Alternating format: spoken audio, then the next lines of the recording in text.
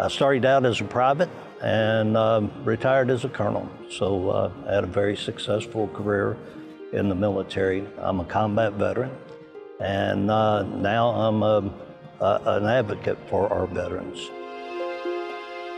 We were deployed from 2003 to 2005, spent an actual year in Iraq, in Taji, Iraq. It was at the worst possible time you could be over there. We lost 36 soldiers. We had over 350 with combat-related wounds. When we came back from Iraq, I thought, we're home, we're safe, everything's fine. Come to find out, we came home to a battlefield here at the house. A lot of the people trying to transition back into civilian lives, and the transition wasn't going well. Within 6 months, I had 5 soldiers commit suicide.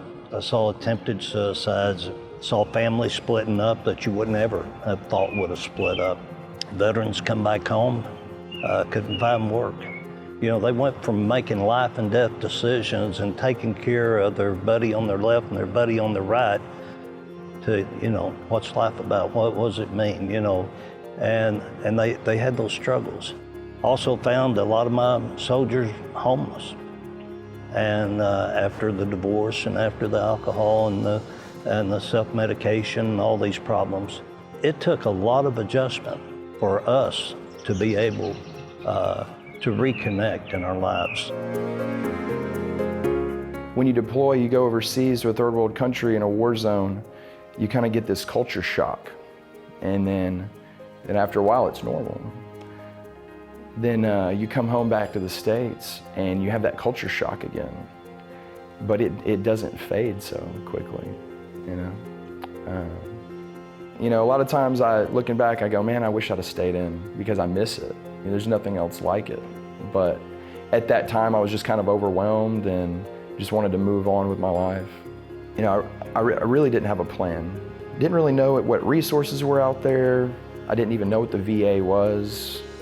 I didn't know what PTSD was. I was basically running around undiagnosed with PTSD for quite some time. I was having a hard time holding down a job, which left me without a lot of money in my pocket a lot of times, and finding new places to live often sometimes, and even not having a place in between places a few different times, sleeping in my car and couch surfing. I had a lot of struggles when I left the military. Now we have transition assistance program with people getting out of the military. It's supposed to be preparing them for going back into civilian life. Well, what we're doing currently isn't working. So I put together a team of people and we come up with an organization called Veterans Villages of America. We said that what we've got to do is have a unity of effort and try to pull everybody together, and that's including the community, our veterans organization, our civic organizations. We need to have that kind of impact when a veteran needs something.